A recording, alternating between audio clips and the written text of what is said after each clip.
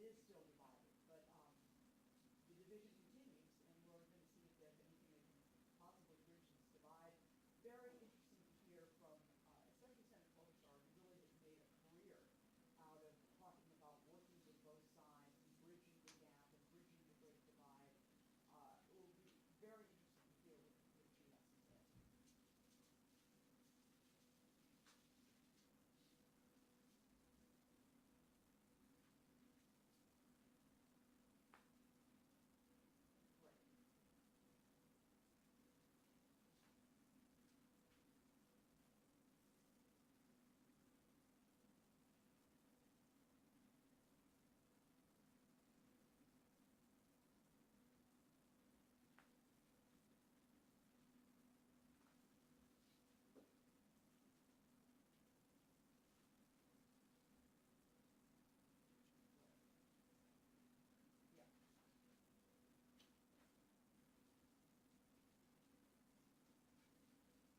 Well, and another constitutional issue is the 10th Amendment, and that is the 10th Amendment and the First Amendment are the amendments that Attorney General Pete Ellison and the mayors of St. Paul and Minneapolis have filed a lawsuit. There's a hearing at 9 a.m. In federal court on this lawsuit that was filed last week. The 10th Amendment basically states that states have their own sovereignty, that anything that's not explicitly in the Constitution that says the Constitution delegates everything to the president, anything else that's left over is the state's business. And that's something that all these state officials are arguing as well. Yes, it is at the essence of the constitutional, and some constitutional legal experts would say at this point, this actually appears to be very close to a constitutional crisis.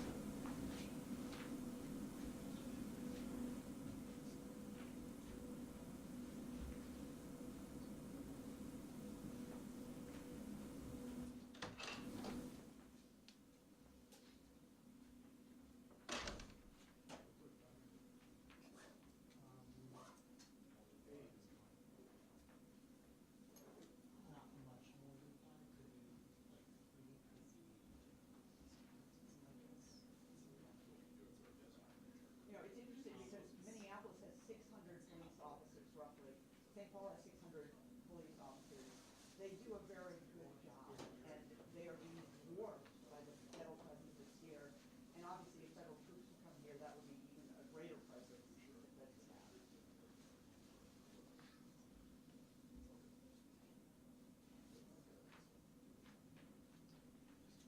Hey, Darwin, is this happening soon? Yes. 4 o'clock? Okay. A couple of minutes. Could be 2, could be more than 2.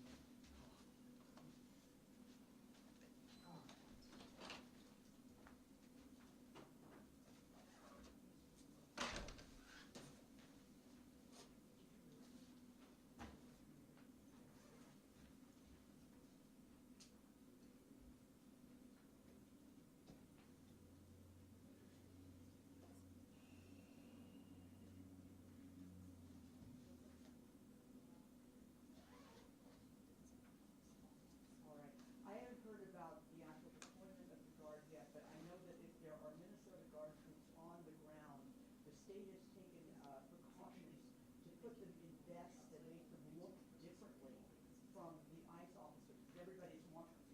Yeah, and that's really, really important. We're also being told that this news conference with Senator Klein and Senator Klobuchar and Senator Tuesday will start very soon.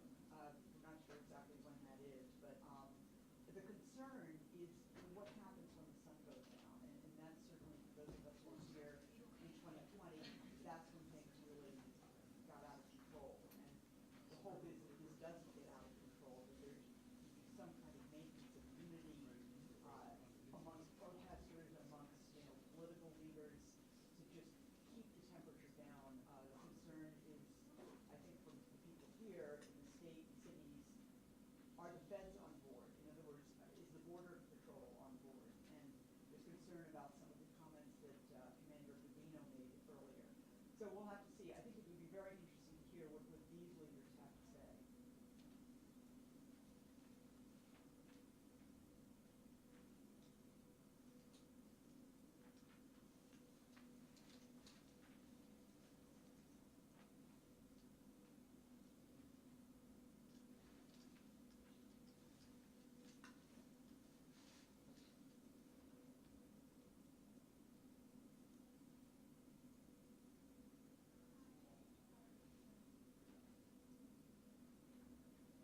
this is that combination of Mayor Fry asking Tim Walz for the support of the National Guard, the communication between those two was not good back in 2020. There was a lot of confusion. There still is.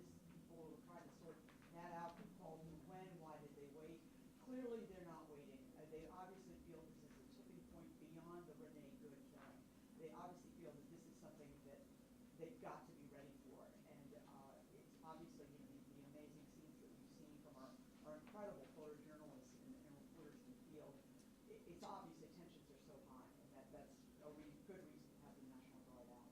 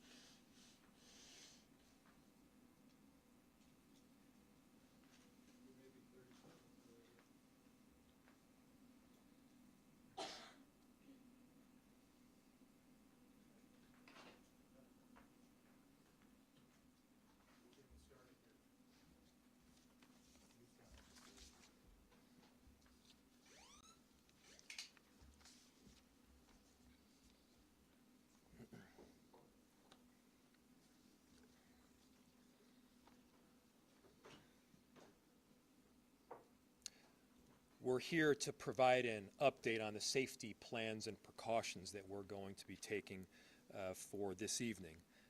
The City of Minneapolis is filing a declaration after today's shooting to encourage the judge to rule on a temporary restraining order on Monday that would grant us immediate relief and would help stop this operation that has been so harmful to the city of Minneapolis. The state of Minnesota has resulted in multiple shootings and tragic deaths. I have formally requested assistance from the National Guard to support the limited number of officers that we have in the Minneapolis Police Department. We have around 600 officers in total. Days off have been canceled. Our incredible Minneapolis police officers have been working tirelessly to do their day-to-day work, and simultaneously they are put in the middle of these chaotic situations. We will not be able to do this on our own, and so we are getting assistance from both mutual aid jurisdictions as well as the request to the governor for the National Guard, and we're appreciative of the assistance. Our community is tired. Our officers are tired. Our businesses are tired. And this additional support is necessary. And again, the chaos that we are seeing is caused directly by ICE, border control, and this federal administration. Our top priority is keeping our neighbors and businesses safe, and the additional support will help us do that. Our community service officers are helping to deliver food to families that are in need. Community members are out there peacefully protesting, making sure that their voices are heard. They're escorting workers to their jobs. They're taking care of daycares. It has been extraordinary how people around our city have stepped up during this difficult time, and there is an incredible group of leaders, senators and members of Congress that are here with me to deliver a powerful message in just a couple of minutes. We're also working closely with our immigration task force to make sure that clear and transparent information is coordinated. We'll continue to do everything in our power to keep our neighbors safe and to stand up for our immigrant communities. Most of the protests that we've seen have remained peaceful. Let's keep it that way. Let's not counter Donald Trump's chaos with our own version of chaos here. I understand that people are angry. I'm angry. I understand that people are experiencing trauma. It makes sense. Our communities have been placed on the very front line, and this has been ongoing now for weeks. It must end. Remember, it's only our city that will suffer if there is damage or destruction that is done. Finally, to the victim's family and friends, our hearts are with you. Our love goes out to you. I know that there is nothing that I can say right now that will ease the pain. But I hope you know that Minneapolis cares deeply for you. There are 435,000 residents that will do everything possible to stand with you. With that, I'll turn it over to Chief O'Hara, who can give more of an update on the plans for tonight.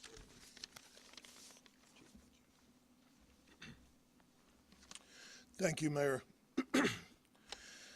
Good evening. I'm going to provide a brief update on the events today and our plans to maintain order in the city. I recognize that this is a volatile and emotional situation, and our focus remains, as it always has been, on de-escalation, slowing things down, and maintaining peace and order in this city. The situation is stable right now, and it is peaceful, and we intend to keep it that way. After our last press update, additional residents and demonstrators gathered today, and the situation deteriorated. Local and state law enforcement officers were surrounded on multiple sides by a mix of protesters and also agitators who engaged in unlawful acts. Individuals began erecting barricades, throwing glass bottles, ice chunks, and at least 2 separate fires were started in the immediate vicinity. Minneapolis police had to escort firefighters so that they could safely extinguish those fires. The #1 priority of our police officers is to protect life and maintain public safety for all people in our community. And so given the volatility and rising public safety risks for residents, for demonstrators, and police officers, State and local law enforcement did deploy less lethal and gas munitions at that assembly in order to allow for a safe egress of law enforcement and to prevent further violence and damage. We do everything that we possibly can to de-escalate whenever possible, and the actions that were taken today were in response to a dangerous and escalating situation that already had multiple confrontations. The gathering at the scene now is peaceful, and we need everyone to respect the lives and property of all people in our community. In order to maintain that peace, we have established a vehicle exclusionary zone in the affected area. That zone has allowed traffic to be safely managed and has significantly reduced the risk of escalation, ensuring access for emergency vehicles, for residents of the area, and for lawful, peaceful demonstrations. This zone will be maintained by uniformed police officers of the Minneapolis Police Department, working alongside members of the Minnesota National Guard. National Guard members will be wearing fluorescent yellow safety traffic vests and will be working alongside uniformed Minneapolis police. In addition to the Minnesota State Patrol and Hennepin County Sheriff's Office that assisted at the scene, the St. Paul Police, Ramsey County Sheriff's Office, and numerous Hennepin County suburban police departments are assisting with answering 911 calls in the city of Minneapolis today. The loss of human life, yet again, is a tragedy. We pray all people can recognize that, and we extend our condolences, as the mayor has said, to the loved ones of the deceased. To the people of our city, we understand that the pressure has been building for weeks. We understand the hurt and frustration that this causes. But again, if you choose to come out, if you choose to demonstrate, peacefully assemble, do so lawfully, and understand that the men and women in this uniform standing here tonight are committed first and foremost to protecting the lives of every single person in this city. We will continue to monitor the situation and provide updates as needed. Senator? Thank you. Thank you, Mayor. Thank you, Chief, for your strong leadership during this crisis. I'm joined today by Senator Smith, as well as Representatives McCollum and Morrison, and joining us in a statement are Representatives Craig and Omar. Our message is really clear and straightforward. We need ICE out of Minnesota. They are not making us more safe. As the tragic killing this morning, as people saw it viscerally on that video, shows us they are making us less safe. With 3,000 agents, which of course includes border control, outnumbering the sworn police officers in Minneapolis and St. Paul by 3 to 1, and even larger than the 10 metropolitan police departments, this is completely out of whack, completely out of balance, and now 3 people have been shot, 2 resulting in death. 1, Renee Good, mother of 3, and now Alex Preddy, a 37-year-old Minneapolis man, a citizen, also a nurse. They both have families that love them very much. This city has been under siege, and I want to make something clear. As the mayor and the police chief are doing their job for this city, it's not just the cities. It's not just Minneapolis and St. Paul, as you'll hear from the members of Congress. It is the suburbs where kids have been lured in and abducted. It is small towns all across our state, rural areas. This has gone way beyond some stated purpose of the fraud investigation or apprehending violent offenders. That's not what this is about anymore when you have 3,000 agents overwhelming sworn police officers. I took part in that peaceful and powerful march yesterday, all those peaceful people. And then we wake up this morning to this horror. As members of Congress, we are calling on this administration to get ICE out of our towns, off of our streets. It will make us more safe. We, as a congressional group up here, strongly opposed the ICE funding this week. We opposed it this summer when our Republican colleagues tripled the budget, $75 billion. It is now more than the FBI. They reduced the training from 5 months to 47 days. And these are the results. We are also calling for a full and transparent investigation. We have done this before in Minnesota, coordinating with local and state and federal law enforcement. And if they're not going to do it, then they need to get out of the way and allow our very professional Bureau of Criminal Apprehension to conduct the investigation into these killings. And finally, we call on our Republican colleagues to stand with us. I know they know what's going on here because it's happening in their own districts. We have, of course, these shootings, but it is a lot more than that. They know that something's wrong when a Hmong elder is pulled out of a house in his underwear and slippers, and they figure out about an hour later they got the wrong guy, and in fact the guy they were looking for is actually in jail. Or a 2-year-old, a case my office worked on, in addition to hundreds more, who's taken with her dad and then put on a plane to Texas when her mom is desperately trying to get her. We got her back, but none of this should be happening, none of it. So we call on our Republican colleagues to join us because we have warned this administration. I have personally warned them that there would be more deaths, that more of this would happen, and clearly they're not listening. So we ask people around the country to talk to their Republican representatives to make clear that this is not the America that is ours. This has got to stop. And with that, I turn it over to my colleague, Senator Smith. Good afternoon, everyone. So today, federal agents beat and then shot multiple times and killed 37-year-old Alex Jeffrey Preddy, a U.S. citizen, a Minneapolis resident, and a VA nurse. Eyewitness video shows, once again, reckless, violent, and dangerous federal agents taking the life of a Minnesotan. And rather than following standard law enforcement practice, which is focused on public safety and de-escalation, they have killed another person. And the Trump administration has already called Alex Preddy a domestic terrorist.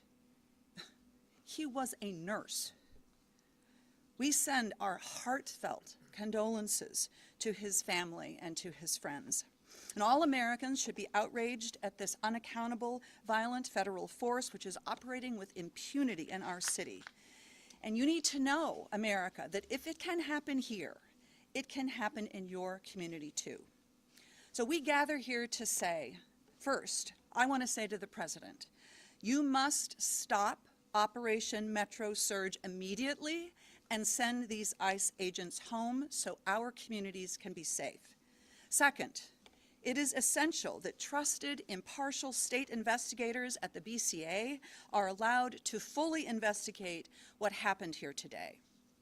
Third, I urge my neighbors to express our grief and outrage at this killing and at the federal invasion of our cities peacefully and with the love that we showed yesterday when so many thousands of us showed up in support of our community. And finally, we must have our Republicans in Congress, they must join with us to condemn this violent and unfettered violent abuse of power and to stop it. And they can do that by refusing to fund this agency so long as it continues to kill and terrorize Americans. That is what Senator Klobuchar and I will be working on in the United States Senate. And I just want to close by thanking so much the local law enforcement and fire departments, not only here in Minneapolis, but all across the state that have been doing everything that they could, everything that you can to keep our cities safe. I once worked in City Hall, and I know what it's like, and I am so grateful for their relentless work to keep our communities safe. Representative McCollum. Well, we have a saying in Congress that we agree and reflect in our remarks those that have spoken before us. So I'm going to take a slightly different tact. You know, today, this morning, Saturday, we lost another life, and it didn't have to be that way. To all the protesters who have been out there peacefully protesting, who have been harmed and injured, it shouldn't be happening to you either. But I want to take a second, as Senator Smith was, just to reflect on the community. St. Paul stands with you, Minneapolis. The East and West Metro, we're united, as well as all Minnesotans. My phones have been ringing off the hook from frustrated members of communities that are asking me to talk to their Republican members of Congress to do something about the escalation of chaos and violence that has been caused by the presence of the Department of Homeland Security. Representative Morrison and I, along with Representative Omar and Craig, had an opportunity to show with our votes on the House floor just this week how disappointed we are that the president refuses to listen. Oh, well, we're more than disappointed. We are outraged. Part of the bill that was on the floor was to provide more body cameras for ICE. Well, they have them already in the thousands, and they refuse to wear them. So Secretary Noem, have your officers suit up and put on their body cameras, just like our law enforcement does. To our law enforcement here, we appreciate you, especially those of you who have been working the extra shifts. To the school boards, to the community service volunteers, everybody out there in this community, you make us so proud to represent you in the United States Congress. We hold our head up high with how Minnesota is reacting to this. We celebrate 250 years of this United States of America. And I'll close with quoting Benjamin Franklin. He came out of the Constitutional Convention and he said, it's a republic if you can keep it. Well, we're showing we want to keep it a republic with peaceful protesting. Stay calm, be safe, take care of one another. And when you see a National Guards person out there trying to relieve one of our police officers, know that they're there to protect you. So please respect everyone out there trying to keep us safe. And with that, I'd like to welcome up my colleague from the West Metro, Representative Morrison. Thank you, Representative McCollum. You know, the day after tens of thousands of Minnesotans showed the world how to stand up peacefully against this administration's cruelty, lawlessness, and unacceptable occupation, and demand that ICE leave our state and end this federal invasion, the world is watching yet again as one of Donald Trump's federal agents have shot and killed another United States citizen in broad daylight in the middle of the street. First, we lost Renee Nicole Good, and now Alex Jeffrey Preddy, a 37-year-old man, a Minnesotan, an ICU nurse, a resident looking out for his neighbors as Minnesotans always do. And I do want to pause and offer my deepest sympathy and profound condolences to Mr. Preddy's family and friends. I am so sorry for your unimaginable loss. And we are once again now being asked to deny what we saw with our own eyes. We watched the videos of a masked federal agent shooting Alex in the back multiple times while he was pinned down by more than 6 other masked federal agents. And once again, DHS has come out with a predetermined narrative that contradicts everything we saw with our own eyes. 2 37-year-old Minnesotans are now dead, a poet and a nurse. For what? We cannot lose any more lives. We need a full, transparent, and comprehensive investigation led by our BCA. And ICE and Border Patrol need to halt all operations in the state and leave immediately. And Congress cannot be complicit in facilitating these lethal operations and federal occupation of our cities.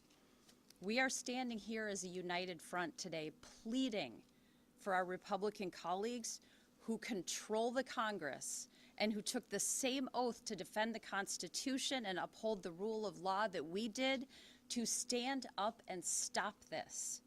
Put your state and your country first. Put it ahead of your loyalty to this president. Minnesotans are in agony, watching their communities terrorized and families torn apart. ICE and CBP agents are traumatizing our communities, violating Minnesotans' constitutional rights, unlawfully detaining and arresting United States citizens, racially profiling people, forcing schools, restaurants, and businesses to close, and people are dying at the hands of these federal agents. It has to stop now before anyone else is hurt. And I return it to the mayor. Thank you. I'll just point out, again, the difference between tens of thousands of people just yesterday peacefully protesting, standing up for their neighbors, no injuries, no damage to property. That is how Minnesota and Minneapolis shows up versus what we saw again this morning. That is what is causing chaos on our streets, those actions that we saw on video, and you can believe your own eyes. With that, we'll open it to questions. Senator Klobuchar, are you willing to use every lever of power at your disposal as a member of the minority party to stop what is happening here, up to and including a government shutdown? Right now, we are focused on getting ICE out of this state. And of course, we will use every lever that we have. But I do remind people that Donald Trump runs the White House. And sadly, because to date we have not seen the Republican members of Congress standing up, he also seems to run the Congress. But the point here is that there are many changes that we could make. You know, why aren't we helping fund local law enforcement instead of what they did with this bill last summer where they tripled the budget? And why aren't they pledging to have a full investigation of what happened? I have a lot of respect for our local law enforcement here, and I appreciated the words of some of my colleagues who talked about the fact that people have to differentiate here with what they're doing on the front line every single day.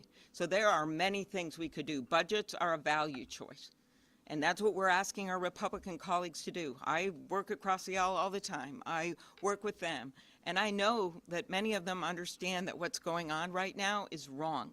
And so the way to get to a higher ground, honestly, is to get them to get ICE out of our state right now, to call the president, to speak out as we have been doing day after day after day, and to remember these little kids who are afraid to go to school, and to remember the people who are legal citizens who are wrestled to the ground, yelling, "I am born here, I was born here," and to remember these two that we've lost.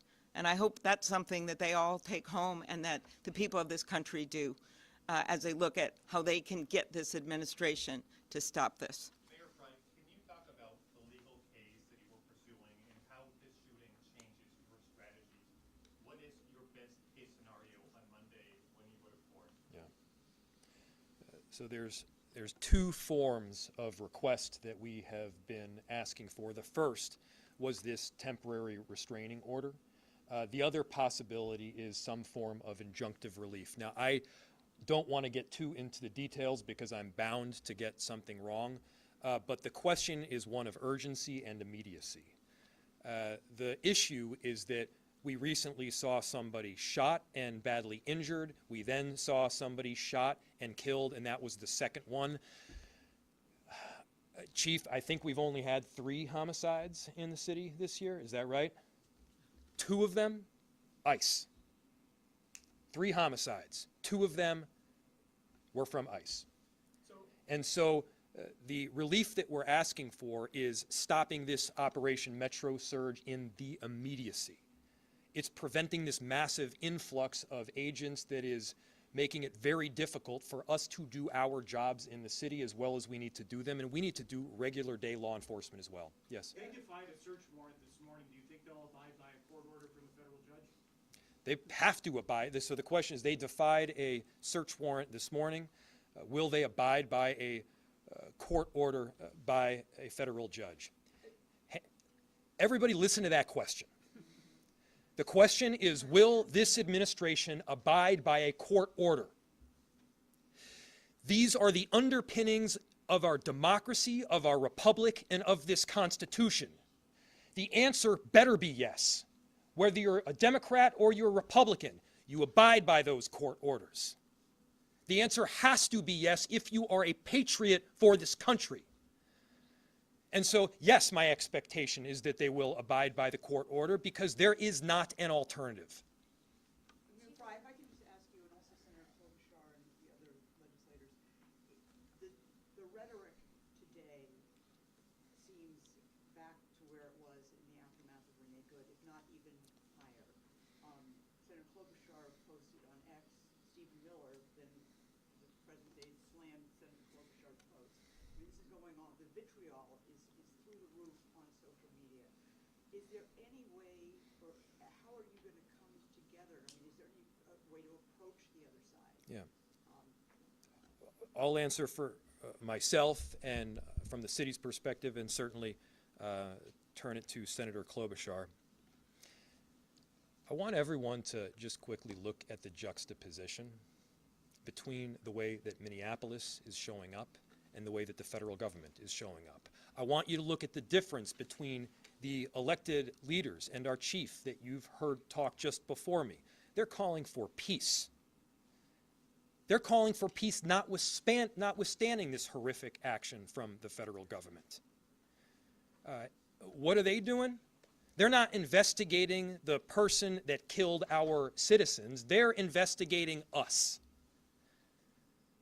This is political retaliation. This is about a political narrative, and that narrative is making people less safe.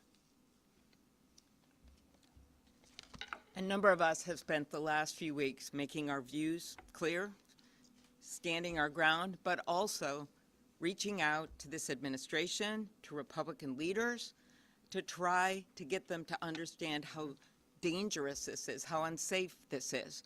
I met with chiefs from across the metropolitan area. Chief O'Hara was on this call, and they have been reaching out, some of them publicly, some of them behind closed doors.